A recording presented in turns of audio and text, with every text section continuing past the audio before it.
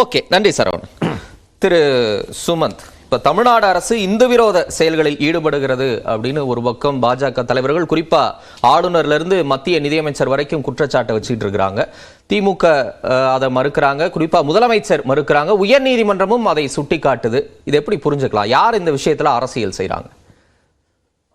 முதல்ல இத ரெண்டு விஷயமா பிரிச்சுக்கணும்.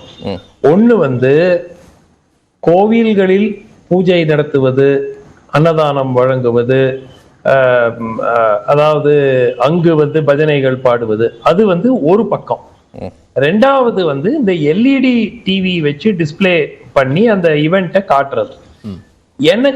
எனக்கு தெரிந்தவரை கோவிலுக்குள் பூஜை செய்யக்கூடாது, சிறப்பு அபிஷேகங்கள் செய்யக்கூடாது அப்படிங்கிறதுக்கு அந்த ஒரு டேப், ஒரு ஆடியோ கிளிப்பிங் திரு அண்ணாமலை அவர்கள் போட்டாரு. அதை தவிர எனக்கு கோயில்களில் எதுவும் செய்யக்கூடாதுன்னு ஒரு உத்தரவு வந்த மாதிரி எனக்கு தெரியல. ஆனால் நிச்சயமாக இப்ப இந்த எல்இடி டிவி நீக்கப்பட்டதுங்கிறது ஒரு இடத்துல ரெண்டு இடத்துல இல்ல, காஞ்சிபுரத்திலேயே பல இடங்களில் நடந்திருக்கிறது. அதுக்கு வீடியோ ஆதாரங்களும் இருக்கு. காவல்துறை அந்த எல்இடி டிவிஸ நீக்கியிருக்காங்க. சோ இந்த டிவியை நீக்கினது காரணம் என்ன? நம்ம we are confusing the two issues. இல்ல, அனுமதி வாங்கி இருக்கணும், வாங்கி இருந்தா எங்களுக்கு பிரச்சனை இல்லன்னு அமைச்சர் உட்பட அங்க லோக்கல் காவல்துறை அதிகாரிகள் எல்லாம் விளக்கம் கொடுக்கறாங்க. தனியார் இல்ல தம்பி, பொது இடத்துல நான் ஒரு டிவி வச்சு நான் ஒரு லைவ் டெலிகாஸ்ட் பண்ணா நிச்சயமா நான் அனுமதி வாங்கணும். பட் ஒரு கோவில் வளாகத்திற்குள் தொலைக்காட்சியில் கொண்டிருக்கிற ஒரு நிகழ்ச்சியை பார்ப்பதற்கு அனுமதி பெற வேண்டும் அப்படிங்கிறது, அதுதான் நீதிமன்றத்திலேயே சொல்லியிருக்காங்களே, அனுமதி தேவையில்லைன்னு சொல்லிட்டு தானே உங்களுக்கு எல்இடி டிவி அதுக்கப்புறம் வச்சு எல்லா இடத்துலயும் ரெண்டு விஷயம். தனியார் இடங்களில், நான் திருப்பி சொல்றேன், பொது இடங்களில் காவல்துறைக்கு முழு அதிகாரம் இருக்கிறது. இப்ப நான் ஒரு பப்ளிக் கிரவுண்ட்ல நான் எல்இடி ஸ்கிரீனை போட்டு நான் அந்த நிகழ்ச்சியை ஒளிபரப்புறேன்னா நிச்சயமா நான் காவல்துறையிட்ட பர்மிஷன் வாங்கணும். கோவிலுக்குள் ஹெச்ஆர்என்சி கோவில்னா ஹெச்ஆர்என்சி அந்த எக்ஸிகியூட்டிவ் ஆபிசரோ யார் இருக்காங்களோ அவங்க கிட்ட இருந்து பர்மிஷன் வாங்கணும். எனக்கு இங்க புரியாத விஷயம் என்னவென்றால், ஒரு தனியார் அமைப்பு தனியார் நிலத்தில் நடத்தப்படும் ஒரு நிகழ்வுல ஒரு டிவியை வைத்து, அது ஒரு பேண்ட் கண்டென்ட்டோ இல்ல ஒரு ப்ரோஹிபிட்டட் கண்டென்ட் கிடையாது. டிவில வர்ற நிகழ்ச்சி, இன்ஃபேக்ட் இந்தியாவில் கிட்டத்தட்ட அனைத்து மொழிகளிலும் எல்லா சேனல்களும் காட்டுற ஒரு நிகழ்ச்சியை காட்டுவதற்கு ஏன் அனுமதி மறுக்கப்பட்டது? அனுமதி மறுக்கப்படவில்லை, அதிகாரப்பூர்வமாக அனுமதி மறுக்கப்படவில்லைன்னு எடுத்துப்போம். யார் அதை கைட்டினாங்க? இப்ப காமாட்சி அம்மன் அந்த வளாகத்துல யாரோ ஒருத்தர் கைட்டினாங்க இல்லையா அந்த எல்இடி ஸ்கிரீன்? பாஜகவினரே அவங்களே கைட்டிட்டு ஒரு பிரச்சனை உண்டாக்குறதுக்காக கைட்டினாங்களா? யார் கைட்டினது? சோ அந்த எல்இடி டிவி அங்கு இருக்கக்கூடாது என்று கூறியது யார்? எந்த அடிப்படையில் அவர்கள் அந்த நடவடிக்கையை எடுத்தார்கள்? ஏன் இது ஒரு சட்ட ஒழுங்கு பிரச்சனை? ஒரு தனியார் இடத்தில்,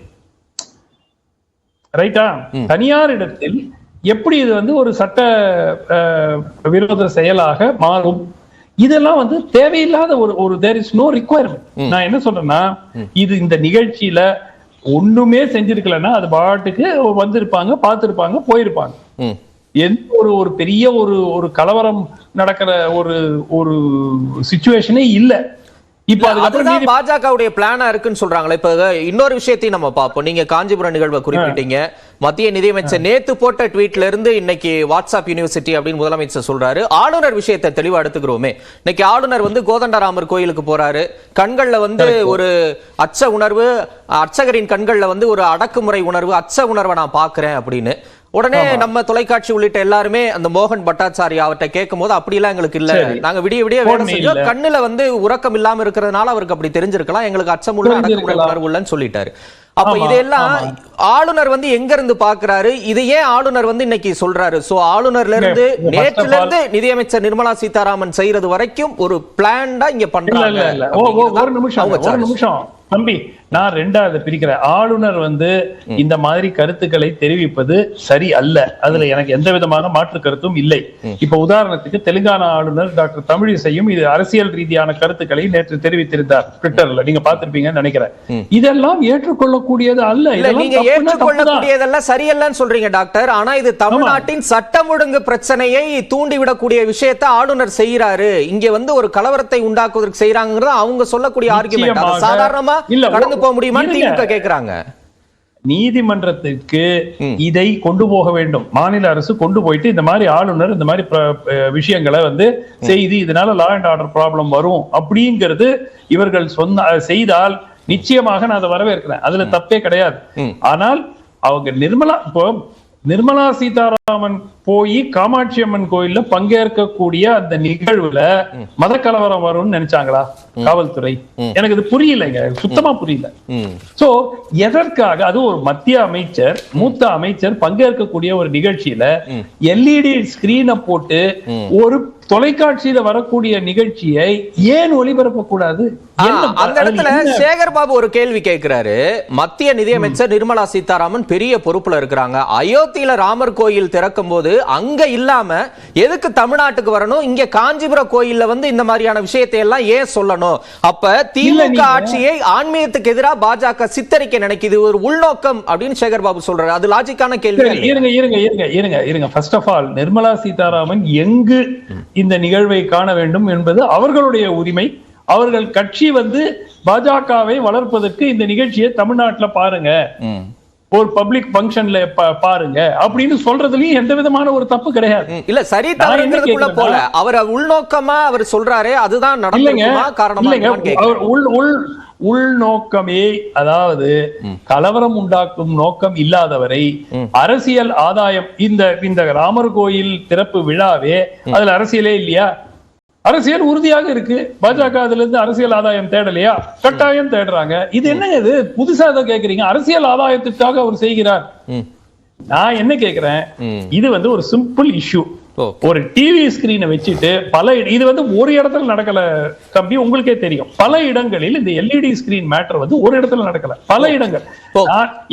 என்னுடைய பாயிண்ட் ஒண்ணுதாங்க, பப்ளிக் ஸ்பேஸ் அரசாங்கத்திற்கு முழு உரிமை இருக்கிறது, காவல்துறைக்கு முழு உரிமை இருக்கிறது. இப்போ நேத்து அந்த இது கூட இது வரைக்கும் இன்னும் அபிஷியலா ரெஃப்யூட் ஆகல. ஒரு இன்டெலிஜென்ஸ் எல்என்டோ ஏடிஜிபி வந்து மற்ற காவல் அவருடைய ஆபீசர்ஸுக்கு ஒரு நோட் அனுப்பிச்சதாக திரு அண்ணாமலை அவர்கள் ட்வீட் பண்ணியிருக்காரு.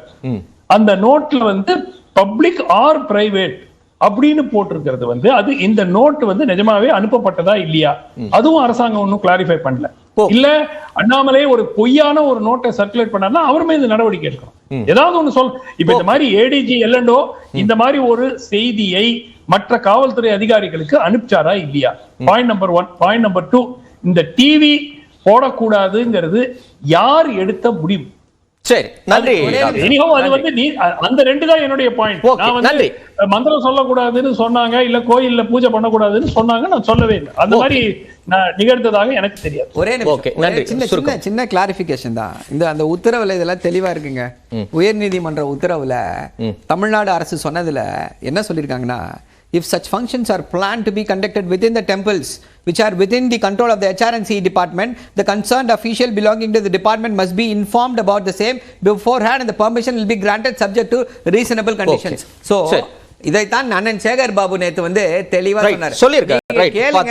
எங்க வேணா எதை வேணா பண்ணுங்க, கோயிலுக்குள்ள நடத்துனீங்கன்னா பர்மிஷன், தனியார் ஆளுல நடத்துனீங்கன்னா பர்மிஷன் தேவை கிடையாது, நீங்க போட்டுக்கோங்க.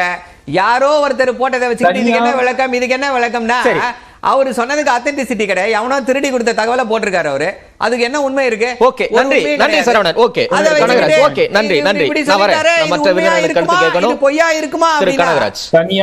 based on admitted facts, let us speak. Saravanan இருங்க, மற்ற விருந்தினர் கருத்து கேட்டோம். நான் வரேன் டாக்டர் சுமத். திரு